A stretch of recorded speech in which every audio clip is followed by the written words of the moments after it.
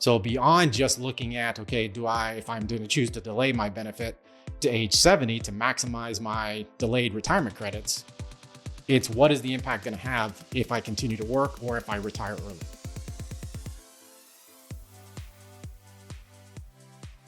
Welcome to another episode of the Simply Retirement Podcast, where we want to educate and empower women to live your retirement on your terms.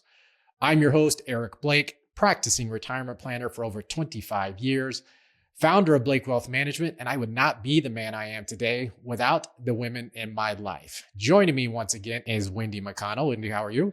I'm good. How you doing? Good. So I got a quick question before we get to our main topic. I love when you surprise me with questions. Is there anything better or worse than home improvements?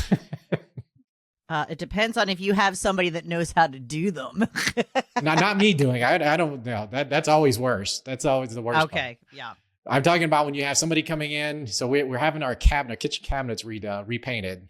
And so it's always the anticipation of what it's going to look like when it's all done and the excitement about that. But all the other stuff of you got to have everything covered and moved out and moved stuff. You can't be in there. All the crazy stuff that goes along with it. How long does it take? It's only a couple of days, but it's our kitchen. So we use our kitchen quite a bit. Well, I don't know. Maybe you should, work on that. Not use it as much. Not using the kitchen? Yeah. I don't know. I don't know if I can follow that advice. Okay, well, so on to today's topic. So today's topic was actually inspired by a listener question. And we're going to use that question to walk through how to read and use your Social Security statement. Also, why it's so important to understand what it's really telling you. By the end of the episode, I hope you have a clear understanding of what your statement is showing you, what assumptions are built into those numbers, and how to think about your Social Security decision with a little bit more confidence. And of course, for all the links and resources shared in the episode, you can visit the simplyretirementpodcast.com. And of course, don't forget, if you have a question, a topic idea, or a specific retirement challenge you would like to hear covered on an upcoming episode, you can visit the simplyretirementpodcast.com/Ask Eric. All right, so just starting with the basics, the first thing is when you get your Social Security statement, I think it's one of those, it's really important, of course, from a planning perspective, but it's also misunderstood a lot of times. Because when you look at your statement, most people just go straight to the numbers. What's my benefit going to be at a certain age? And of course, that is important. And the key ages, of course, are going to be your benefit at age 62. That's the earliest you can file for a retirement benefit. It's also important to know what your full retirement age benefit is. And of course, your benefit at age 70. Okay. But it's also important to understand that there's much more to your statement than that. Because number one, it's going to tell you if you are in fact eligible for retirement benefits. And that means you've worked for 10 years, 40 credits. That's the first thing you want to look at. But it also tells you whether or not you would be eligible or you'd have enough credits for disability benefits if something happens before retirement. And then it's also going to tell you whether or not your family might be eligible for survivor benefits if something were to happen, an early death, unfortunately. But that's also something you want to be aware of. And it also is going to tell you whether or not you're eligible for Medicare by the time you turn 65, if you've earned enough credits for Medicare as well. That's also going to be on your statement. Okay, so where's this statement? We have to look it up? So the easiest thing, of course, is go to ssa.gov. They used to mail these out, and they still mail them out, but only if you are age 60 or above and you have not actually set up an online account. That's the only time you actually get it mailed now. Since I have an online account, are they going to send me something or no? No, everything's going to be online. Okay. And we're going to talk about why that's so important to have online access a little bit and why you want to check it on a regular basis. But yeah, so usually, as most people know, they used to mail those out about 3 months before your birthday, once you turned age 60, and you could review it and see things. And even the statement itself has changed since those days. But that's really, again, making sure that we have a process and why. I'm going to share why you want to check that on a regular basis here in just a bit. So again, it's not just about that one decision about, okay, what happens when I retire, but it's also giving you a little bit bigger picture of what your benefits are over time. Now, here's the key. These estimates, the numbers you see, there's certain assumptions that are built into those. And the one big assumption that you want to know about is that it assumes you're going to keep working at a similar level, earning the same amount until you actually claim benefits. All right. So when you're looking at your statement, you say, well, I pulled it as of 2025. Here's what my earnings were in 2025. The estimated benefit you're going to see is going to be based on the assumption that you continue earning that same exact amount up until the point you actually claim benefits. Okay, so if you make more money, it's going to increase. If you stop working altogether, it's going to decrease? It depends. And that's where we start looking at some of the other factors that you want to be aware of as far as benefit eligibility and what your benefit is based off of. Because when you start thinking about how your benefit is calculated, it's going to be based on your highest 35 years of earnings. So if you've already got 35 strong years, those are the ones that are going to be used. So if you continue to work and you are earning about the same amount, there may not be a big impact. It may be about the same. So you can have you're going to have a pretty good estimate of what that's going to look like. But if you have fewer than 35 years, the system actually fills those in with zeros. Okay. And so back to your question, if I stop working, if I keep working longer, the impact of those is going to be based on what your actual work history is.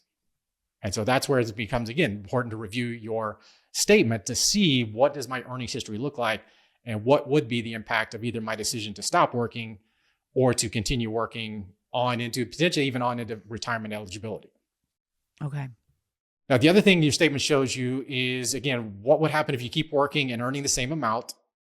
And again, one of the things that I think it also is important is understanding that if you continue working, if your intent is, and again, all it comes down to planning, and that's why this can be such a valuable tool, is thinking about what is my plan? When do I want to retire? And then how does Social Security fit into that picture? And thinking about, if we're talking to women as our audience, one of the things you always have to be aware of is, what does your work history look like? Do you have gaps? Did you have to take time out of the workforce early on to provide care for kids? Do you think you may have to take time out of the workforce later on to take care of parents? Or are you going to have a full 35 years? And again, so many more women now have a full work history, but that's not the final decision. It's, again, what was my earnings history in the past? And one of the tricky things to me that the Social Security statement now does is it, for the first basically couple of decades of your working history, they really combined them all together. So you see decades worth of income amounts all added up. And so where that becomes tricky from a planning standpoint is saying, well, if I need to know if do I have 35 years or not, you have to dig a little bit deeper in your online account to see what my actual year by year earnings history is. Okay. Because if you wanted to see, well, what would happen? What are my what ifs? What if I continue to work? What if I retire early? What if? You really have to know what your earnings history is to know what that impact could be. Got it. So beyond just looking at, okay, if I'm going to choose to delay my benefit to age 70 to maximize my delayed retirement credits, it's what is the impact going to have if I continue to work or if I retire early. So it's not simply just based on waiting. It's looking at all these other factors, which actually kind of leads us to the question that we received. And this was actually a question from named Dwayne. He actually was okay with us sharing his name. So the question was, I'll be 67 years old in November 2026. I have not started receiving Social Security benefits yet. I understand that the Social Security estimates they mail out or that are online assume that I'm still working until I start receiving benefits. My corporate job ended August of 2024, and I haven't had W-2 income since then. So the question is, will my benefits continue to increase roughly 8% yearly on the chart estimates as I wait till or beyond full retirement age, or are they nearly frozen since I'm no longer paying into Social Security? Good question. Absolutely. And so that's getting back to what the Social Security statement is actually telling you. It assumes that you continue earning that amount that is in your most recent year on the report. So in his case, if he's got a zero, it's going to basically assume that he's got zeros up until the point that he's going to file. Right. So if his benefit hasn't changed, if his benefit is based on that, most likely he may not be impacted that much. So his estimate may be actually pretty accurate. But the zeros, don't they take the highest amount of earnings? Like, wouldn't the zeros go to the bottom? Was it 35 years of working? Right. So it's your highest 35 years. Right. So that's what I'm saying. So these zeros, wouldn't they drop to the bottom almost like a cancel each other out type of thing? Because the years that he was working are going to be used first. Right. So that's what you're basically looking at is saying, okay, if he's already got 35 years, those zeros really don't matter. Okay. Right. If he didn't, let's say if he got 30 years and he's adding zeros, that might reduce his benefit. His actual benefit may be less than what his statement is showing him. And that's really the key that we're trying to get at is what is the statement showing you and what might be the reality based on your specific circumstances. Right. So if you're, for example, we also have people that earn different amounts throughout their lifetime. So if you for the first 20 years of your lifetime, you were earning a small salary, all of a sudden you got a sales job, let's say, making a lot more money.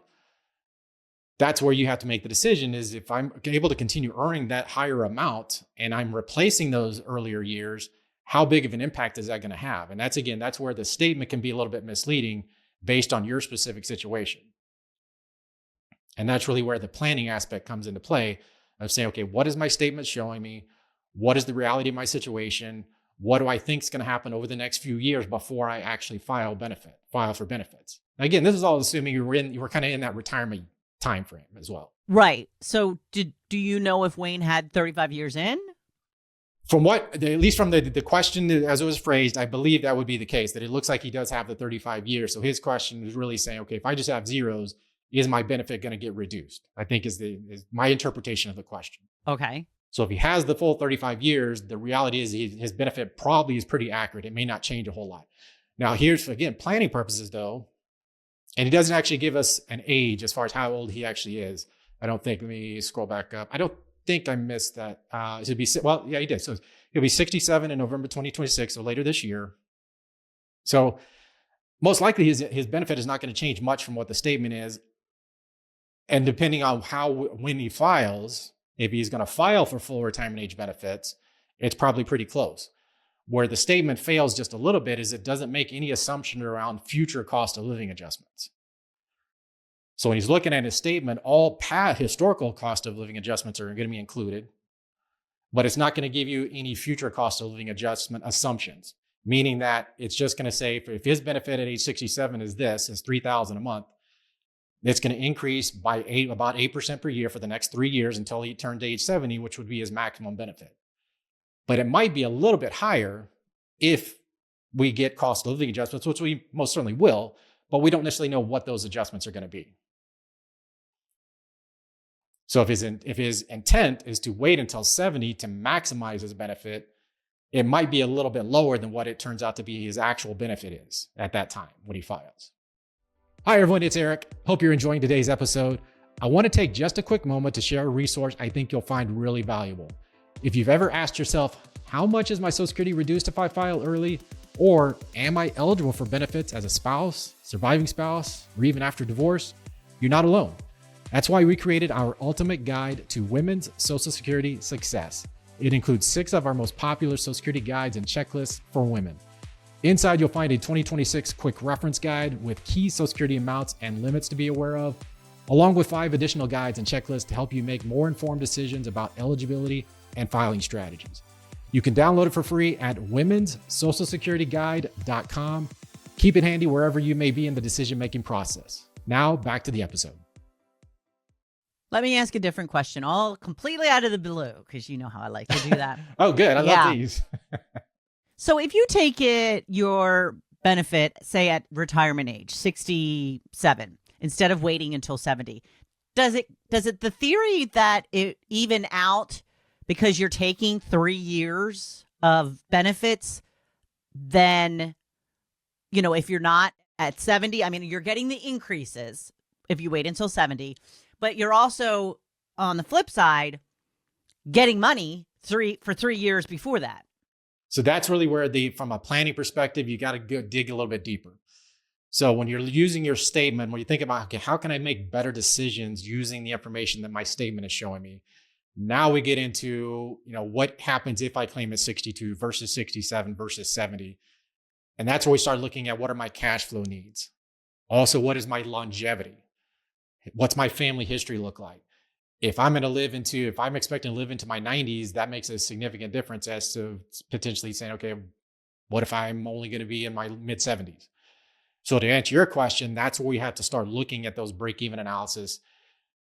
assuming you've got other resources. Now, actually, the break-even analysis doesn't do a whole lot of good if that's the only income source you have. It does, other than it might help you decide that I've just got to continue working. So it's still talking about income sources, but it's a difference of saying, okay, do I have to continue working to age 70 in order to maximize my benefit, or do I have other resources, IRA accounts, investment accounts that could fill that gap until I turn 70 and then start my benefits? Oh, okay. Yeah, that makes the most sense. And then when you talk about the longevity factor, and again, I always talk about it from the wife or the woman's perspective. In terms of when you're making those decisions, obviously it also varies as to whether we're talking a single individual versus joint, and the impact of delaying your benefits on the survivor benefit, who's going to live longer. So when we're talking about longevity, if we're talking about a married couple, we've got to factor in both spouses, right? And the statistical likelihood that the wife is going to live longer. And that decision to say, well, if I'm going to start early versus delaying, that needs to be, you got to factor that, in my opinion, at least, you've got to factor that survivor benefit component into it as well. Exactly. Yeah. Typically, the break even, I think this may be where you're going with this, is the break even, depending on how early versus how late you start, typically is somewhere between the late 70s to early 80s. As to versus 62 versus 70, 67 versus 70, usually it's around 78 to 82 is usually the range of where that break even falls, meaning that's the point where once you've hit that age, now having delayed will now provide a higher lifetime benefit to you. Okay. Yeah. Right. All right. I was like 70. What are you talking about? But I'm up to speed now. Right. So that's that. When I say break even, it's what's the point where having delayed my benefits now provides a higher lifetime benefit. Okay. I gotcha. And of course, the decision of saying, okay, unfortunately, we make a lot of decisions based on the urgency of the scenario of, hey, I lost my job. I'm 63. I don't have any other source of income. I got to start Social Security. That's a whole different conversation versus, well, how long am I going to live? It's, I got to pay my bills. I got to do something. And that's really where, again, the individualized decisions have to come into play. But then if you do have the flexibility to say, okay, well, I have the option to wait, what do I need to do around that? How do I complement my Social Security decision based on my other income sources? Do I have to work? Do I have investment assets, retirement assets? Do I have a pension? What are my other resources that might allow me to delay the benefit? Okay. And ultimately, I think it's also about thinking about, we're talking about this longevity issue. You just got to understand that the decisions you're making in your 60s will impact your income, your lifestyle, potentially your flexibility, everything in your 70s and 80s, and even potentially in your 90s. So you've got, as best you can, you still have to take that into consideration, because making the decision to say, well, at 62, I don't know how much time I've got, I'm just going to start benefits. Well, when you're 85 years old, you might regret that decision. Yeah. And, you just, that's hard to figure, you can't, you don't have a crystal ball. I mean, my one grandmother died in her 60s. My other one lived to 99. And that's really, it is very much just an educated guess, but we have to do something. You can't say, well, everybody just starts at 62 and we go from there. Now, again, we don't have to necessarily go into all the other potential issues that face us down the road around, actually we just did an episode on this, on the future of Social Security. So those are factors that are out there that have to be considered as well, in terms of saying, okay, what do I think might happen? You still got to make some reasonable assumptions based on your circumstances. If you want to factor in what might happen with Social Security down the road, that's okay. As I shared in that episode, if you said, I just want to take the most conservative approach, assume about a 20% reduction in what your statement tells you now, use that for planning purposes. Got it. So there's a lot of factors. We just got to make our best educated guess and hope it work out. Yeah. And if you play pickleball, you're probably going to live a little bit longer. I'm just saying. I've seen those stats too, that playing racket sports increases longevity. I've seen that. Is that true? It is, yes. You got to look that one up. All right. To give you another reason to say, where are you going? I'm going to play pickleball because I want to live longer. It's another way to convince my husband to start playing. Exactly. There you go. It all comes back to pickleball. Now, before we wrap up, I do want to talk about, again, you brought it up earlier as far as that getting the statement. Do you get it by mail? Do you need to set up an online account? I want to make sure we go through this because it's also important, not only talking about reviewing your record, but protecting your record. And again, the best way to do that is to actually set up your account through ssa.gov. They've got the new ID Me, and I'm drawing a blank on identity.gov. I think something like that is the other option you have to set up your online account. But what it does is it gives you access to your full earnings history, so you can actually see year by year if that's important for you. If you've got those zeros in there, you've got lower income years, you can actually see those details. And that can be important if you're using some of the calculators that are out there to say, well, what would happen if I stopped working earlier? What would happen if I decided to work longer? Or what would happen if I earned more money, to see what the implications might be from a planning perspective. But what I typically encourage is to review it at least once a year, not just the estimates, but also your year by year earnings, just like I said, and not just because of, okay, what's my future benefit going to look like, but to make sure it's right, to make sure it's accurate. I've heard way too many stories of, hey, I didn't look at this and I'm getting ready to file for benefits, and I look back at my earnings history and I'm missing years. Oh, okay. Right. And that does happen. It happens more often than you might realize. And especially if you're self-employed, there may be issues there because, again, it's not your employer that's filing these the payroll tax returns. But I've seen many situations where, hey, my benefit got impacted because I lost some years in there, and I don't really know what happened, and I didn't review my record, so I don't know how to fix it. And there is actually a time frame that you have. In general, you have about it's the exact time frame, 3 years. Now, where this comes from, I do not know, so don't ask that question. 3 years, 3 months, 15 days from the year the income was earned. That's the only amount of time you have to question whether it's right or wrong?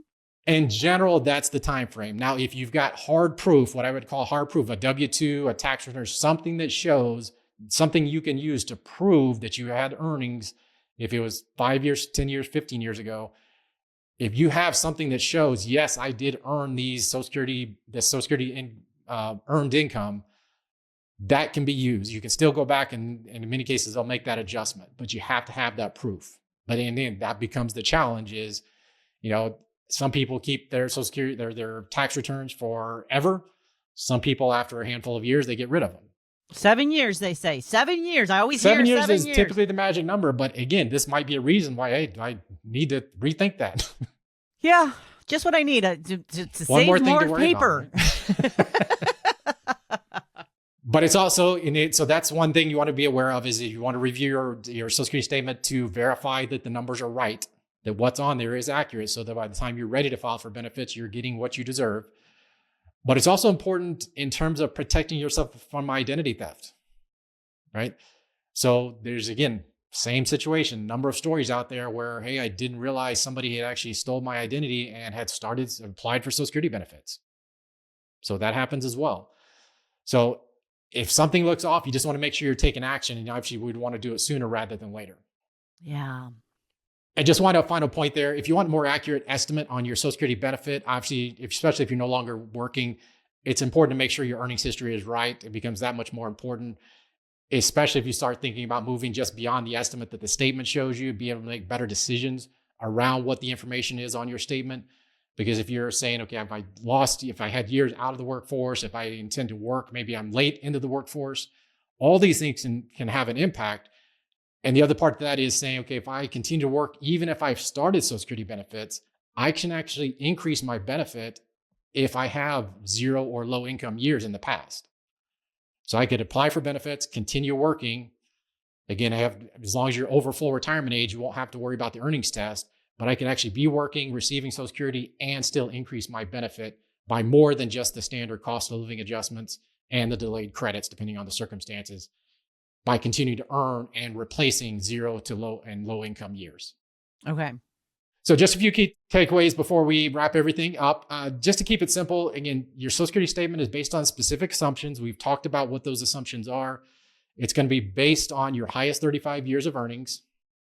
It's also going to be based on the future benefit is going to be based on your most recent earning year and the assumption that you're going to continue earning that amount. Delaying benefits obviously increases your income in the future, even if you're not working. Reviewing your record helps make sure everything is accurate and that you're not the subject to a scam of any type. Anything else, any other thoughts or questions as far as understanding your statement before we completely wrap this thing up? No, I'm good. Awesome. Well, again, the statement is everybody kind of takes it for granted what the statement is. It's just looking at what does this show me? What's my income? What's my future benefit? And that's it. But use the statement as a planning tool because it makes you help you make much better decisions in the future, or make decisions on whether I should or should not continue working in order to improve that benefit. As always, thank you for tuning in. Thank you, Wendy, for joining me once again. If today's episode helped you better understand your Social Security statement, the next step is making sure those decisions fit into your overall retirement plan. If you'd like help thinking through your options, including when to claim, how Social Security fits into your overall income strategy, you can learn more about our process at getmysimplyretirementroadmap.com. That's it for today's episode. For all the links and resources mentioned today, you can visit the simplyretirementpodcast.com. Don't forget to like, follow, and share the show. And until next time, please remember, retirement is not the end of the road. It's the start of a new journey. That's it for today's episode of the Simply Retirement Podcast. We hope you found our insights and advice helpful in planning for a fulfilling retirement. Don't forget to take action on what you've learned today. Visit our website at blakewealthmanagement.com to learn more about our firm and review our Simply Retirement Roadmap process to get you on the right path to the retirement you deserve. And don't forget to click the follow button to be notified when new episodes become available. Thank you for joining us on this journey, and we look forward to helping you achieve your retirement goals. Remember, retirement is not the end of the road, it is the start of a new journey. So embrace it and make the most of it. Until next time, take care. Content here is for illustrative purposes and general information only. It is not legal, tax, or individualized financial advice, nor is it a recommendation to buy, sell, or hold any specific security, or engage in any specific trading strategy. Results will vary. Past performance is no indication of future results or success. Market conditions change continuously. This commentary reflects the personal opinions, viewpoints, and analyses of Blake Wealth Management. It does not necessarily represent those of RFG Advisory, their clients, or their employees. This commentary should not be regarded as a description of advisory services provided by Blake Wealth Management or RFG Advisory, or performance returns of any client. The views reflected in the commentary are subject to change at any time without notice. Advisory services offered by investment advisory representatives of RFG Advisory, a registered investment advisor, Blake Wealth Management, and RFG Advisory are unaffiliated entities. Advisory services are only offered to clients or prospective clients where RFG Advisory and its representatives are properly licensed or exempt from licensure. No advisory services may be rendered by RFG Advisory unless a client agreement is in place.